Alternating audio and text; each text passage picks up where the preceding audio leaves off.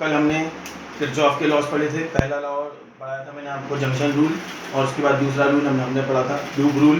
तो मैंने आपको कल ही बताया था कि किरचॉफ लॉ बहुत ध्यान से समझिएगा क्योंकि इसकी प्रैक्टिकल एप्लीकेशंस हैं, इसके बारे में आज हम बात करेंगे। तो जैसा कि आप देख रहे हैं हमारा आज का पहला हेडिंग है व्हीटस्टोन ब्रिज। इसको बहुत ध्यान से समझिए क्योंकि इस व्हीटस्टोन ब्रिज की भी हम आगे दो जगह इस्तेमाल करेंगे, एक मीटर ब्रिज में और एक पोटेंशियोमीटर में।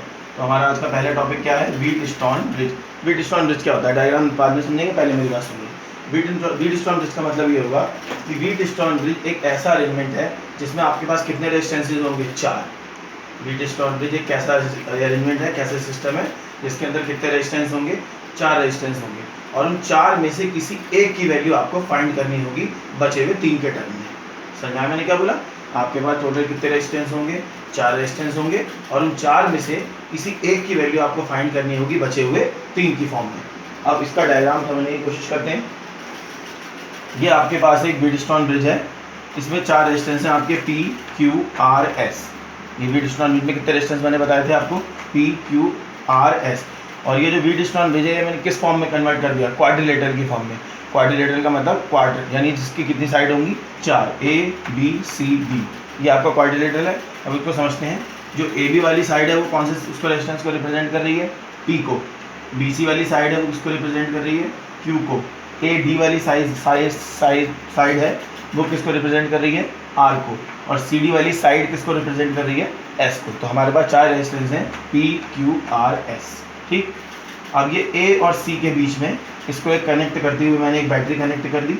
इस बैटरी का EMF कितना है? E। ये जो A और C के बीच में जो मैंने बैटरी लगाई है इसका EMF कितना है? E।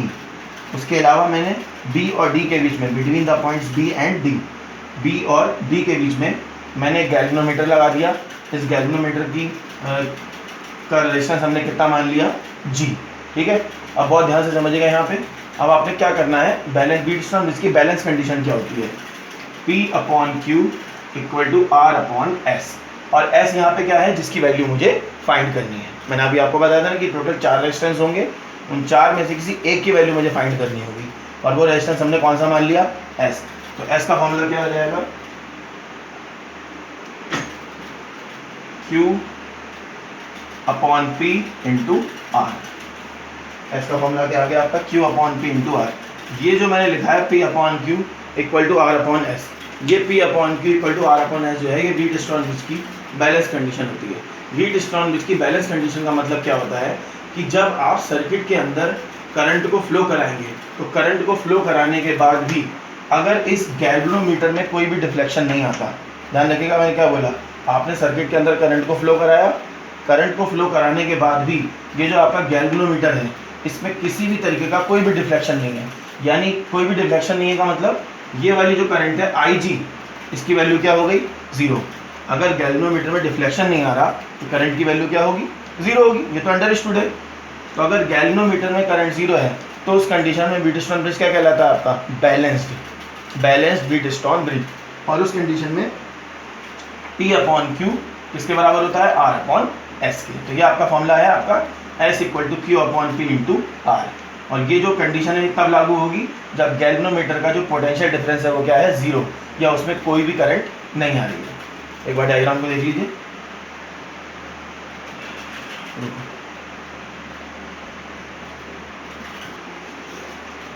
अब ये जो मैंने लिखा है ये इसी का हेडिंग है, कोई अलग नहीं है इसमें।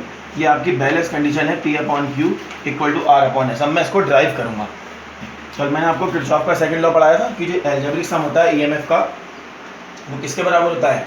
The sum of the product of the current and resistance, यानी I1 R1 + I2 R2। इस तरीके से। तो सबसे पहले तो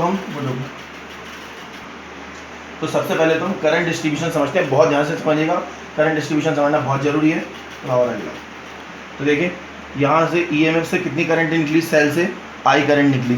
I करंट निकलने के बाद ये जंक्शन आया पॉइंट A। इस पॉइंट A पर करंट 2 पार्ट में डिवाइड हो गई। ऊपर की तरफ चली गई I1 करंट, नीचे की तरफ आ गई I2 करंट। यहाँ से टोटल I चली थी, I कितने पार्ट में डिवाइड हो गई? 2 पार्ट में, I1 और I2। अब धीरे धीरे करके B पॉइंट पे आ जाइए। B पॉइंट पर आने के बाद I1 के फिर से 2 टुकड़े हो गए, फिर से 2 पार्ट हो गए। I1 का एक हिस्सा IG तो नीचे आ गया और बचा हुआ कितना? I1 - IG। ऐसे सोचिए कि मान लीजिए I1 की वैल्यू 5 एम्पियर है, तो अब इसमें से 3 एम्पियर यानी नीचे की तरफ आ गया, तो बचा कितना, I1 माइनस IG कितना बचा, 2 एम्पियर। ऐसे समझ लीजिए कि टोटल I1 थी, उसके 2 हिस्से हो गए, एक IG नीचे आ गया और I1 माइनस IG इस तरफ। इधर से ये IG चल रही है, इधर से ये I2 चल रही है, तो दोनों मिलके क्या हो गए, I2 प्लस IG। समझ रही मेरी बात। अब हम क्या करेंगे, किरचॉफ का सेकंड लॉ लगाएंगे। कौन से वाले लूप में, एक बार देखते हैं इसको, ए बी डी ए।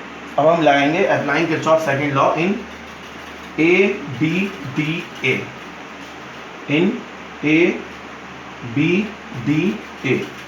किरचॉफ का सेकंड लॉ लगाएंगे ए बी डी ए में। अब सबसे पहले तो करंट की बात करते हैं। देखिए यहाँ पे I1 करंट है और वो कौन से वाले रेजिस्टेंस में जा रही है, P में। तो देखिए ऐसे, ये ऐसे ऐसे ऐसे, तो यानी घड़ी घूम रही है, तो घड़ी घूम रही है का मतलब क्या होगा, क्लॉकवाइज यानी माइनस, कल मैंने आपको बताया था।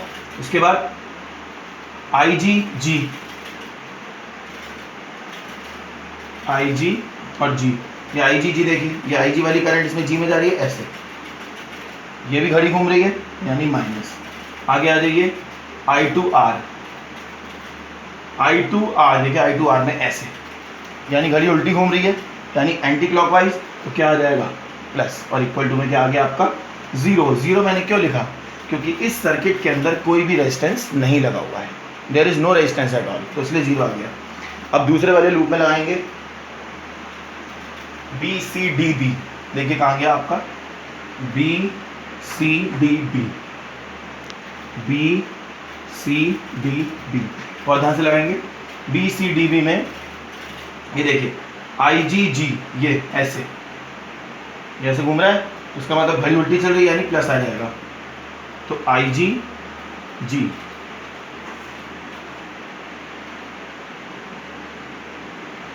उसके बाद आपका ये आ गया I2 प्लस IG S। ये देखिए इसमें भी घड़ी उल्टी घूम रही है, देखिए I2 प्लस IG S में, तो ये भी प्लस हो जाएगा।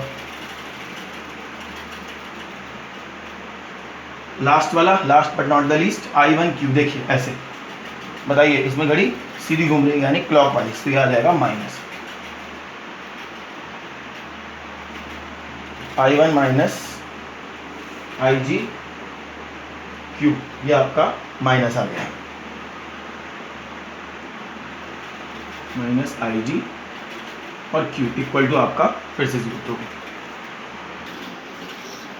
ओके, तो आपको मैंने फिर से लगा दिया हमने यहाँ पे IG G, उसके बाद I2 प्लस IG S और minus I1 minus IG Q equal to zero. क्यों जीरो इसलिए आया, क्योंकि इस वाले सर्किट में भी या क्लोज लूप में कोई भी ईएमएफ नहीं लगा हुआ है। अब व्हीटस्टोन ब्रिज की बैलेंस कंडीशन क्या होती है, व्हीटस्टोन ब्रिज की बैलेंस कंडीशन ये होती है कि IG इक्वल टू क्या होता है, जीरो, कि जो बीच वाला जो वायर है, जो रेजिस्टेंस आपने लगाया है, उसमें कोई भी करंट फ्लो नहीं होगी। अब देखिए इस वाले में लगाएंगे इक्वेशन 1 में, minus I1P minus IG G, तो इसकी जगह जीरो आ गया, into G plus I2R equal to zero. ठीक हो गया, तो इसका मतलब क्या हुआ, I1P इक्वल टू I2R। ठीक, ये I1P जब दूसरी तरफ जाएगा तो किसका हो जाएगा, प्लस का, और ये अपनी जगह पे, इसको मान लीजिए इक्वेशन 3। उसके बाद इस वाली इक्वेशन में भी जीरो रखेंगे, तो IG G की जगह जब जीरो आएगा तो जीरो इंटू G प्लस, उसके बाद I2 ऐसी रहेगा और IG की जगह आप जीरो लिख देंगे इंटू S, माइनस I1 ऐसी रहेगा, माइनस IG की जगह फिर जीरो और Q इक्वल टू जीरो।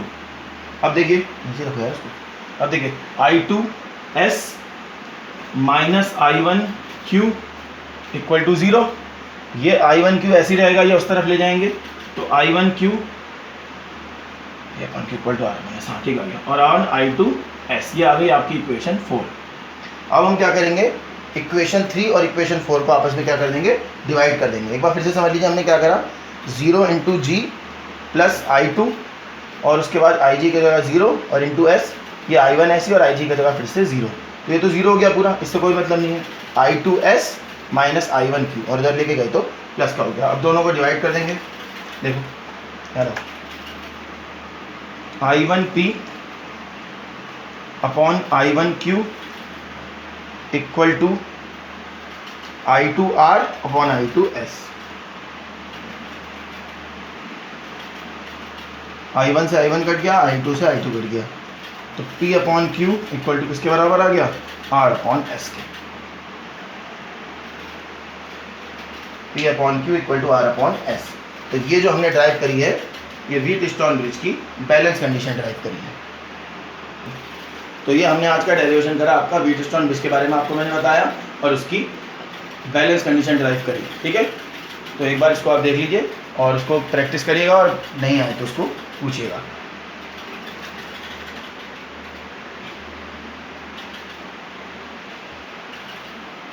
चलिए, थैंक यू वेरी मच, इसको अच्छे से पढ़िएगा।